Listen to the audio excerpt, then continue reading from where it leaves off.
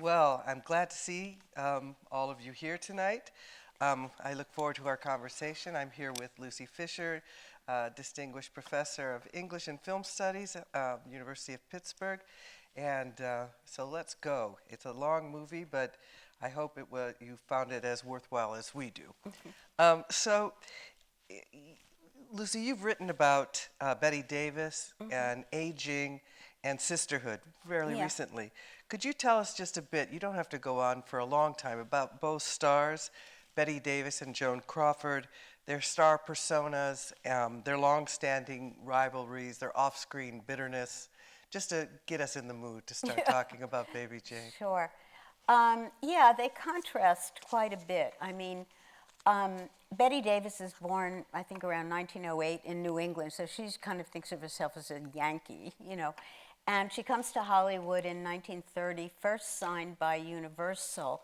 She had been a stage actress, just beginning her career, really, on Broadway, but meeting with some success, and she was scouted by someone in Universal. There's this famous story of her coming to Hollywood to be met at the train by someone from Universal who walks right past her because she doesn't look like a starlet. You know, she's a plain Jane, not that Jane, but anyway, and she goes on to actually move studios to Warner Brothers in 1932, and she stays at Warner Brothers until 1950. So she's identified very much with Warner Brothers Studio as an actress. But her persona, she doesn't really have a single persona because she was known really not for being glamorous, but for being an actress, for really having talent as an actress, which is not always the case with movie stars. They're not always known for that, even though they may have particular screen ability. And she played a wide variety of roles, from playing actresses to playing secretaries to playing gun moles to playing queens. And so the range of her roles. And she was also known for playing roles that other people wouldn't want to take. You know, roles of women who were completely unlikable. Her breakthrough movie was when Warner's loaned her to RKO in 1934 to play in A Human Bondage, where she had a role, Mildred, that was not at all a likable role, and she, in fact, was nominated for an Academy Award. She didn't get it. So her persona was very much identified with acting, independent women, tough women. Joan Crawford, on the other hand, she started out as a dancer. She was born in Texas, a more working class kind of family than Bette Davis, though Davis was not wealthy at all. And a dancer, and she too performed as a dancer on Broadway, but she came into film 5 years earlier than Bette Davis, but it was a significant 5 years because it was the silent cinema. Davis was one of those theater actresses plucked for the coming of sound because they didn't think that most silent film actors could act with dialogue. And Crawford was known particularly as a flapper, as a glamorous flapper in films like Our Modern Maidens, Our Dancing Daughters. But she did make a very successful transition to sound, unlike a lot of other movie actors of the period. She was identified with MGM. That's where she started to work in 25, and she stayed there until, I think, 1943. That was a studio of glamour and beauty and lavish sets. And so that was her image. Not so much serious actress. Although in 1943, she moves to Warner Brothers. So then she's with Bette Davis. They they had adjoining dressing rooms, but they were not friends. And at Warner Brothers, she became more of a serious actress, got an Academy Award for Mildred Pierce. I forgot to mention that Bette Davis got 2 Academy Awards for Jezebel and Dangerous, and 8 nominations over the years. With Crawford, it was only 1, although she got 2 other nominations. So different careers, one associated with fashion, glamour, the other an actor's actor. their rivalry and dislike predates working together on Baby Jane. It started at Warner Brothers in that there was some rivalry over who would get roles. You know, they were both actresses fighting for good roles. There was some thought, well, in 1936 when Bette Davis was at the Academy Awards, and she wasn't really expecting the Academy Award for Dangerous. She did get it. And she went in a very plain dress, nothing like what we think of today. And she accepted the award for Dangerous in this very, very plain dress. And evidently, Joan Crawford sort of mocked her publicly for being frumpy. That was not good. And then there were other rivalries. Bette Davis fell in love with French Otone, the actor she starred with in Dangerous, and Joan Crawford married French Otone, which wasn't good. And then on Baby Jane, I mean, actually, Joan Crawford was the one who suggested Bette Davis for Baby Jane. Robert Aldrich had brought the book to Joan Crawford, and then she wanted to appear in it and suggested Bette Davis. So, you know, she was willing to work with her. But then on the set, there were, you know, rumors of strife. There's, who knows if all of this is true, but there was talk that, you know, Joan Crawford was married to the CEO of Pepsi, so Bette Davis made sure that there were only Coke machines on the set. When Joan Crawford had to be kind of dragged a bit by Bette Davis in one scene, supposedly Joan Crawford weighted her costume so that Bette Davis injured her back. Bette Davis then, when she had to beat Joan Crawford, I mean, some of those scenes, she's obviously not beating her, but when she had to slap her face, she slapped it particularly hard. There was all of this, and then when they went on tour with the film, Joan Crawford refused to do the tour of various cities because she claimed Bette Davis took all the good ones. Then, of course, Bette Davis was nominated for an Academy Award as Best Actress for Baby Jane, and Crawford wasn't. That was also a rivalry. Anne Bancroft that year won for the one about the deaf. The Miracle Worker. Miracle Worker. And Anne Bancroft could not attend the Academy Award. She was making another film. But Joan Crawford managed to convince Anne Bancroft to let her accept the Academy Awards. So Crawford accepts an Academy Award in the ceremony that Davis was nominated for, but didn't get. So, and recently, some of you may have seen, there was a TV series called Feud with Susan Sarandon and Jessica Lange playing the two actresses, all about their feud. Aldrich and Bette Davis in interviews says there were never any open fights on the set. They say they were professionals, and also it was shot in something like 21 days. Davis says we didn't have any time. Right. So that's kind of an overview of. Very good. I think a little understated, but understood that there Yeah. was deep tension between them. Yeah, they've never had a good word to say about the other when asked. Yes, that's for as I sure. told you, one of my favorite lines is 10 years after Joan Crawford had passed away, Bette Davis was being interviewed on some late night show, and the moderator said, well, have you changed your mind after all this time about Joan Crawford? And she said, well, just because she's dead doesn't mean she changed. Anyways, let's move on. The film has sometimes been associated with a camp aesthetic, and Bette Davis in particular has been kind of heralded as a gay icon. Can you say more about these just briefly? Yeah. Well, camp, and here I'm using, you know, sort of canonical article by Susan Sontag on Notes on Camp. Camp's associated with excess, number one, and this is not a subtle film, as you may have noticed.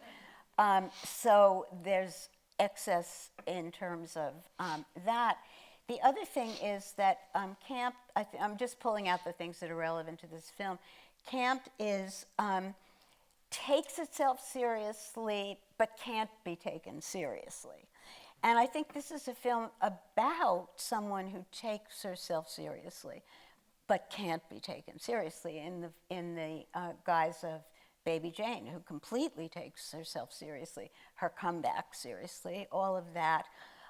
Also, one of the things about camp is that it's fascinated with the out of date.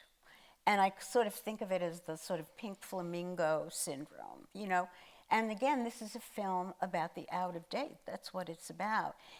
Davis as gay icon, and this may be a gay icon of a certain generation. You know, most of the men who have written books about her in this way are in their 60s or something like that.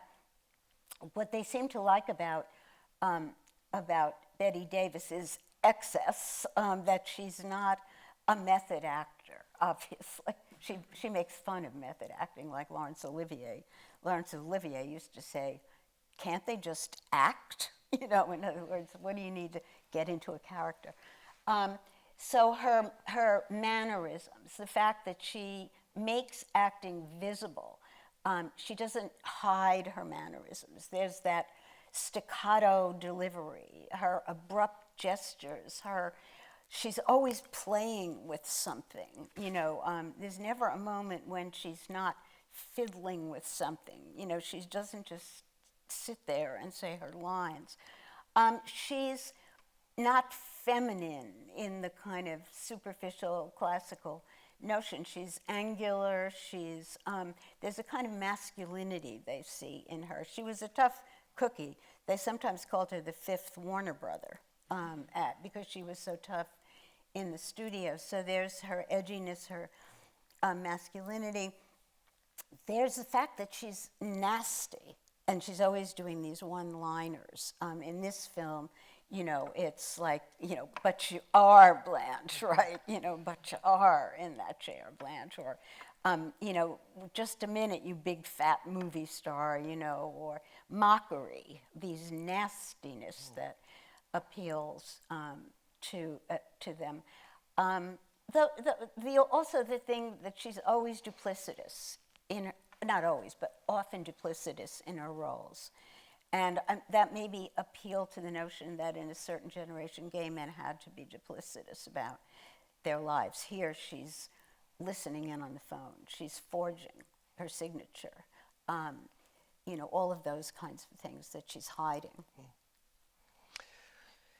Well, as I said at the beginning, the film was released in 1962 on Halloween, and its initial critical reception was not positive.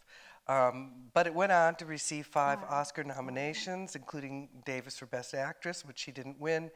It also recouped its costs in 2 weeks and grossed over $9 million at the U.S. box office. So what do you think accounts for its popular and financial success? Yeah. Because I don't think that they thought that this is what they had when they made the film. Yeah, the studios all turned it down, you know. I mean, Aldrich kind of said, they all said, who wants to make a film about 2 old broads? You know, that was kind of the attitude of the studios. So this was made, you know, basically, I mean, it was underwritten by Warner's, but they wouldn't let them use the studio. They had to make it off-site. It was, I think, $1 million budget, 30 days. You know, it was very hard to get it produced to begin with. Well, Halloween helped, right? I looked at the poster for the film. The poster shows Blanche opening up her dinner, and there's a rat on her plate. Okay, so I mean, that already gets people sort of in the mood. There was a jingle that... Not for dinner, but not for dinner, for Halloween. Yeah. For Halloween and horror. Aldrich wrote a jingle that played, you know, on radios and stuff that sort of stressed bloody notions of the film. There was not only a trailer, there was a featurette that he shot, which is available on YouTube if anybody wants to see it. There were those reasons, and then I think there was curiosity. Let's face it. If you were of the age, let's say, of Mrs. Bates, right? You know, if you were of a certain age, you had really seen Crawford and Bette Davis in countless movies, and you might have been curious to go and see what this was about. And then there was morbid curiosity, which is, I want to see these women who are such big shots torn down a peg having to appear in this god-awful movie. Because there's a lot of that. I think fans are two-sided. We want to love them, but then we want them to, fail on some level. And then there's the fact that if that horror film was coming into its own, the sort of art horror film, right? There's Psycho in '60, and around that time there was also Peeping Tom. 59, yeah. Right, and a few, the Little Shop of Horrors, I think. So that was beginning to be a thing. Yeah. Well, the film's temporal organization, where it guides us from 1917 and then to 1934, and then to yesterday, and then we're in the world of 1962. Clearly Aldrich is exploring American entertainment culture from vaudeville to the movies to television. So the film sequentially depicts Baby Jane's vaudeville act on the verge of World War I. Right. And the whole I've Written a Letter to Daddy. Blanche's classical Hollywood star turn in the early 30s, and the rebroadcast of her most famous films on television in the 1960s. Film culture has been preserved and is now being shown on television. Right. And Blanche's career is resurrected because of television. She gets fan mail and so on. Whereas Baby Jane's vaudeville career, her success is remembered only in sheet music and the replica Big Doll, which most people don't remember. So I'm wondering if you'd speculate on, one, why Aldrich, he wants to trace this kind of history of American entertainment forms and its recursiveness, or what's preserved and what is lost. Yeah. And, what precipitates, we get a lot of explanations in the film of Jane's psychosis. Is it that these movies are being played on TV and she's feeling more jealous, or is it instead what we learn too is that she's known for 4 weeks that Blanche is planning to sell the house? Right. Well, going to the division of the film, that the beginning, the 1917, the 1934, and then 1962. It is entertainment. It's also, I think, a certain zeitgeist that they belong to, because I think of 1917, it's the era of silent film, right? And it's also the era of sentimentality. I I've written a letter to Daddy, in heaven. It's both sentimental and so unbelievably maudlin that you want to throw up. Not in Hallmark, not just Hallmark cards, it's like perverted sentimentalism, right? But it's sentimental. And so it's the era of, Lillian Gish and sentimentality, which is out of date, in case people haven't noticed.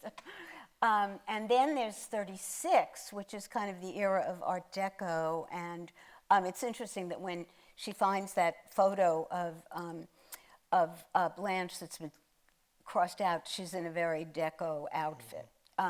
It's glamour deco, not sentimentality anymore. It's, the culmination of the new woman.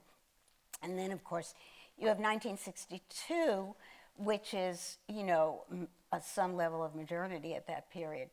But that's the moment at which both 1917 and 1936 are they're anachronisms and totally out of date. So I think there's that, and then there also is, as you say, the different media that are, and I think you mentioned preservation, which I think is interesting because, of course, theater generally wasn't until very recently preserved. Now they film everything, but film could be preserved. But of course, we know that the studios threw out everything or most everything, so only a small percentage of films actually survived. And then there was nitrate fires and water damage, but it could be preserved. But then there's the question of, does a star like Blanche want to see the image of herself preserved? She does. She enjoys it. And then, of course, Jane says, then you're an idiot, But other stars don't. Like Maximilian Schell made this film about Marlene Dietrich in her 80s. Right. She didn't want to look at any of her films, and she refused to be filmed, So there's that double edge of preservation, which is you have to you have to look at yourself in the past. And you and I talked about, did you just mention $1 Million Movie or not? Yes. That when television needed stuff to fill the hours, then they turned to the studios, right? And the studios, the films that they still had in their libraries that weren't so valuable to them anymore became valuable as filler for television. When television didn't have programming, didn't have what we have, now, which is 1 million channels and streaming of all sorts of stuff. So they filled it with reruns of movies, and suddenly old films became valuable again.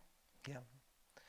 I want to just shift a little bit to questions of genre here. And in fact, when you and I were writing back and forth to each other, I mean, when I've taught this film, I often teach it in a genre course about melodrama and horror, and how the family melodrama always verges onto horror, and how horror is often structured around melodrama. And you said, yeah, but here we also have the thriller at play. Yeah, that's right. So with this, as many critics have argued, Aldrich's film is not really concerned with the question it poses. Nobody really cares whatever happened to Baby Jane. I mean, that's not the issue.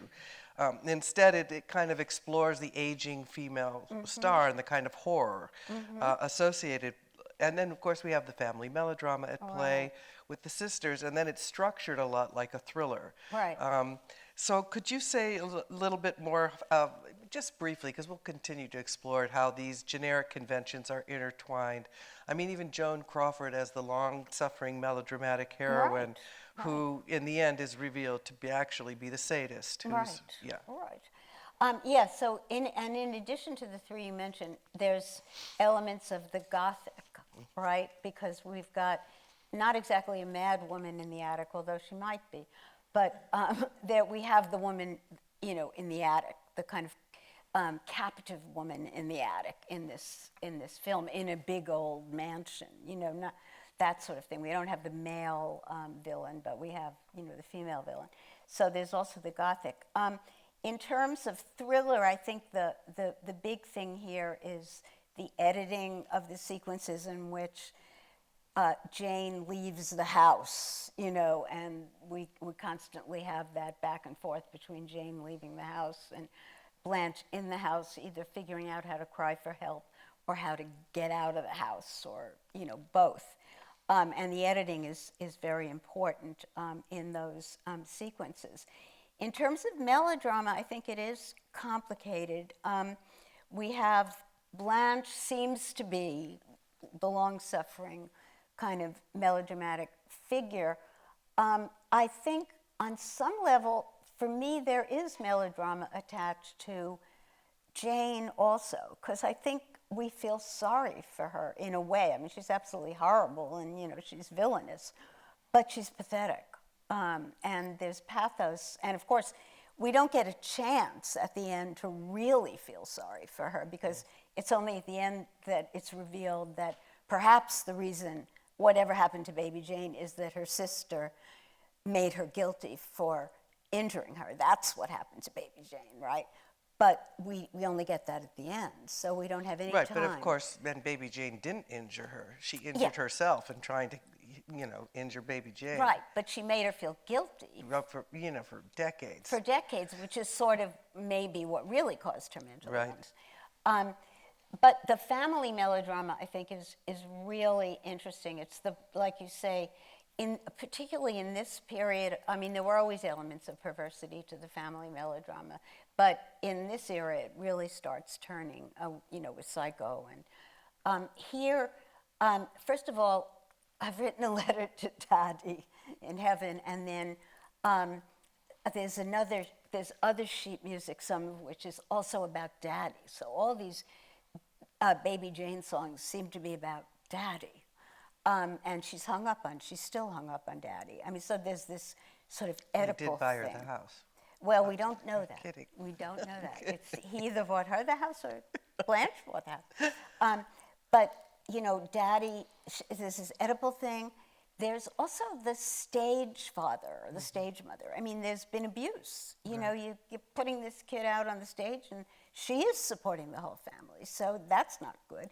And then you have the sisters. And here's where the sister rivalry, and here's where Bette Davis has played 5 or 6 roles of sisters of women, because of course you can be a sister of a man. And in many of those cases, in the majority, she has been the bad sister, starting with a film called To This Our Life in 1942 and going up until The Whales of August with Lillian Gish in 1987. And in 2 cases, she played twins and played both roles, the good sister and the bad sister, but the bad sister is always more interesting. So she's had this ability to sort of, for some reason, play sisters, and often in this rivalry. So I think that's another interesting kind of footnote to this particular film. I also wanted to, the part of the thriller aspect, you're right. Yeah. I mean, and in like horror, you can't believe that baby Jane gets back so soon. That the time, there's just not enough time for her to even throw the note. But of course, communication, so she's, Blanche is an invalid, she's confined to a wheelchair. Right. And communication, there's the phone, and she pulls the phone out. And then, she can't even type a letter. And in our age, the idea of being completely isolated. So a lot of the, the horror, the terror is no communication. Right. That's absolutely right. And that it plays for like the close-up of the phone that's just that a little zoom. it's too far in the stairs. Yeah, but how do you communicate when in this particular closed-off world? Yeah. But we can shift to other families in the film. Oh, yeah. So what do you make of Edwin and Delia? Charming. How are they significant, do you think, to the film's narrative? This isn't, but I'll let you say more about Edwin. No, I mean, I think it fits into the perverted family melodrama. I mean, they are another kind of perverse family. I mean, Edwin, is this overgrown kind of baby. He's this, I don't know, late 30s, 40s guy. He's living at home. He's obviously this kind of failure at whatever he's trying to do. He's another person in the entertainment industry who's a failure. We've got, 3 people now, all sort of failed entertainers in this film. And, Delia babies him, I mean, she pinches his cheek, like your Uncle Sam does, and babies him all the time. And so he himself is a kind of pathetic figure. He has to have her call to pretend to be his secretary. And contemporary critics see him as possibly gay, and for that reason, well, for many reasons, not interested in baby Jane. It's interesting that when the film came out, there were coded words for that. So Bosley Crowther calls him an epicene figure, which is, blending male and female, that sort of thing. So that family is meant to be also part of the, and he's supposed to be a potential, ridiculous potential, only in baby Jane's eyes could he be a potential romantic interest. But it's clear that she sets her sights on him and is jealous that Blanche might steal him. So let's talk about the Bates family that lives next door. Clearly the family surname is a homage to Hitchcock's Psycho from 1960, released just 2 years before. But the Bates mother and daughter seem to represent a new generation and way of living. Their home is open and modern, in direct contrast to the Valentino abode, which is in Italian Gothic style with bars on the window and closed off to the world. But what do we make of the mother-daughter pair next door, especially when we know that Mrs. Bates's daughter is played by Barbara Merrill, who is Bette Davis's first and only biological child? Right, with Gary Merrill, one of her many failed marriages, right, ending in a very bad divorce. I don't like them either, to tell you the truth. I think, number one, Mrs. Bates is like this nosy neighbor. She seems to appear every single time that baby Jane walks out the door or drives her car. So she's modern, but she's kind of hung up on, and she's both a generic nosy neighbor, but she's also an obsessed fan, Yes. right? She's become, she sort of says she was always a fan of Blanche Hudson, but now that she's seeing her films again on television, she becomes obsessed like a teenager and wants her autograph, wants to meet her, brings her flowers. She can't take a hint. I mean, she's completely dense, and then when Jane is rude to her, I mean, after one encounter with Jane, you would never want to speak to your neighbor again. And, finally she says, I'd like to kill her, Yeah. As for Barbara Merrill, she gets to call her real mother ugly or something like that. And the two of them, evidently had trouble together. Barbara Merrill wrote an expose of, life with Betty. Not Mommy Dearest, that's Joan Crawford's. My Mother's Keeper is what it was called. And she wrote it while Davis was still alive.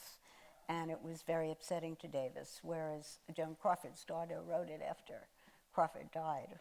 But both of them, those two actresses, had these tell-alls by their daughters who hated them.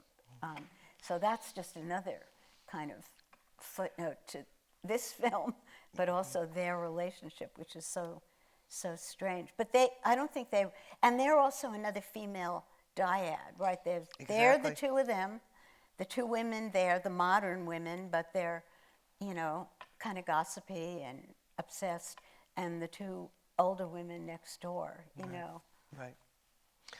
So Henry Farrell, who wrote the original novel on which the film is based, represents the housekeeper as a middle-aged white woman. So Aldrich transformed the story by choosing actress Maidie Norman to play this part as an African American with an active civic sensibility. Now, Maidie Norman graduated from Bennett College with a degree in theater arts. She took an MA in theater and drama at Columbia University. She taught at Stanford and UCLA for over a decade. So Aldrich chose not just any black actress to play this part. Can you say more about the Elvira character, especially in relation to the larger theme of sisterhood in the film? Recall that Blanche wishes aloud that Elvira rather than Jane were her sister and that they plan to move out together. Yeah. It's very, very interesting. I mean, what an incredible background, and very atypical, I would think, at that time for any actor, black or white. But first of all, Aldrich was a Hollywood liberal, but he came from a very conservative family, Republican family with ties to the Rockefellers. And then I think he kind of got radicalized in the Depression and became, a supporter of Roosevelt. But eventually when he went into the movies, his parents disowned him. And, he never took any of their money. But, I mean, he was, so it sort of makes sense that he might have an interest in doing this. I mean, we have to think, too, about the civil rights movement at this time.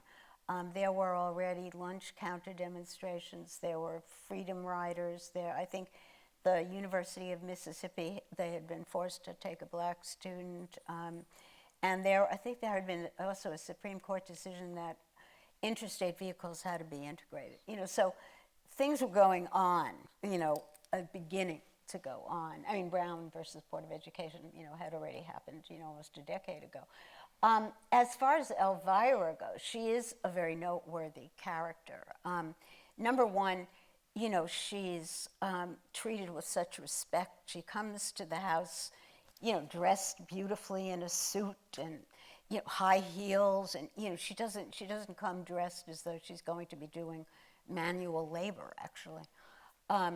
And she's does mention jury duty. It's just kind of a throwaway line. It's like, what didn't have to be in there, that she's taking off to go to jury duty. That's kind of a line probably editors would have said, cut it out. What's the point of that line? But it is this sense that she could be on a jury. But she's also sharper than anybody.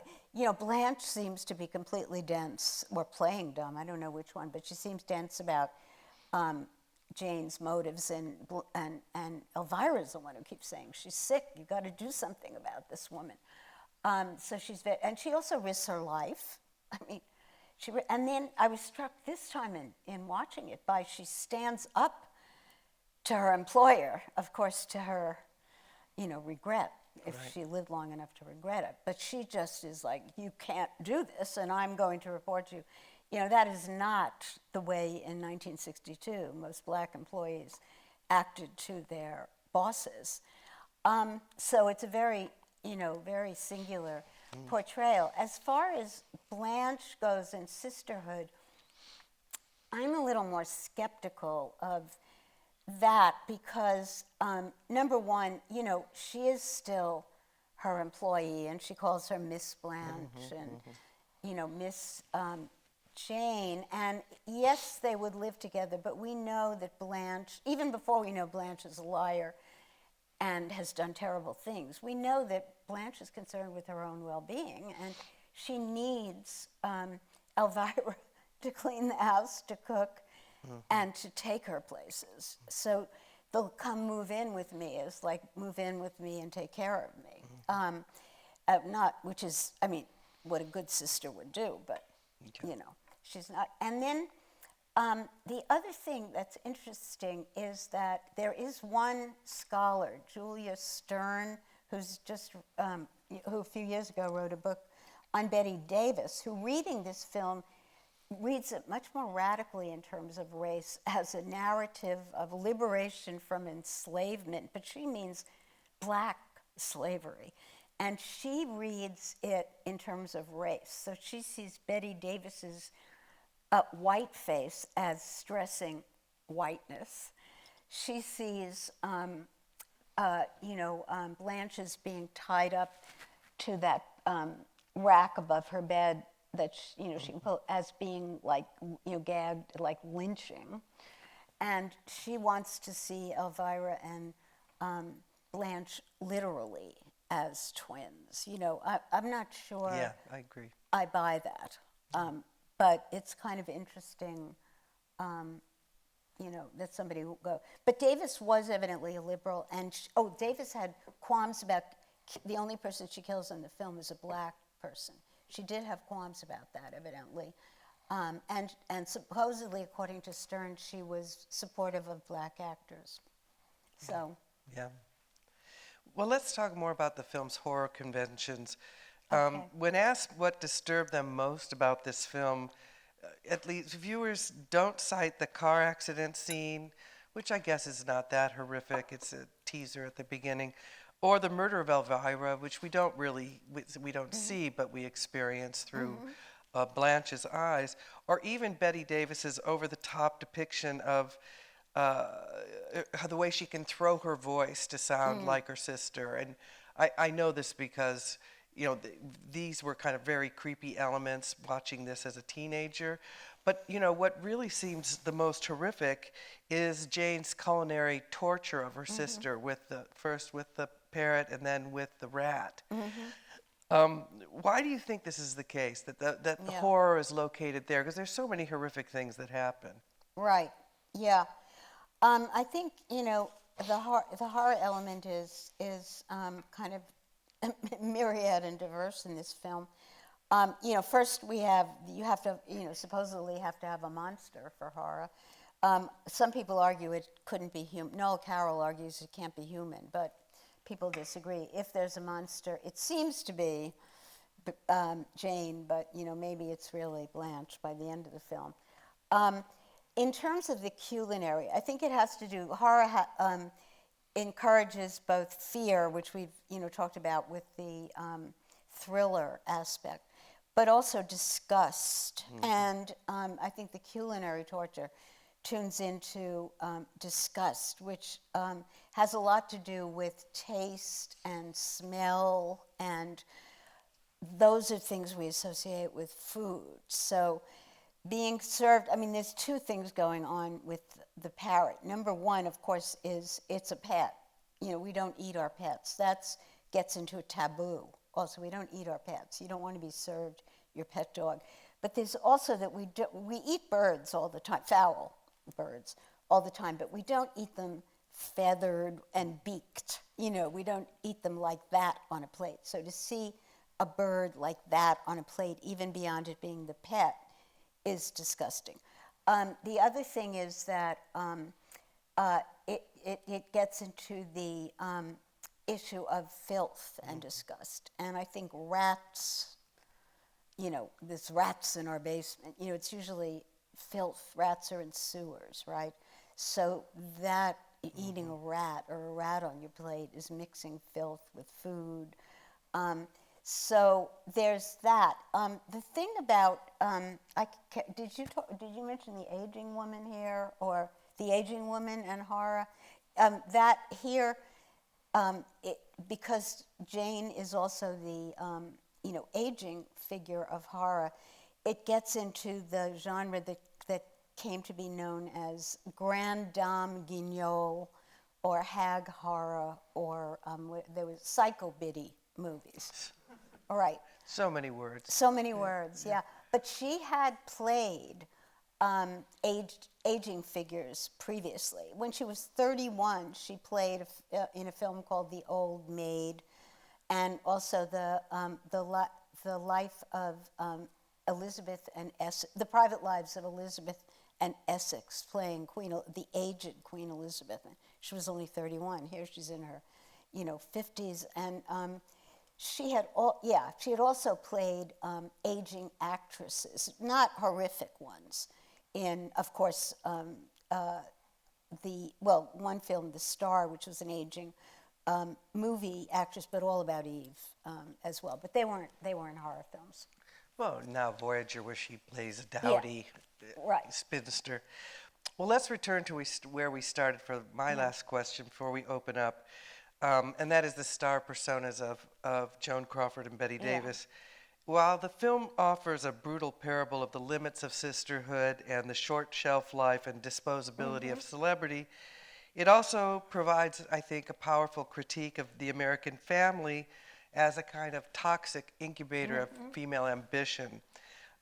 In this way, it's like how the film's ending answers to its beginning. So in the beginning, we remember in the 1917 sequence when Jane demands ice cream.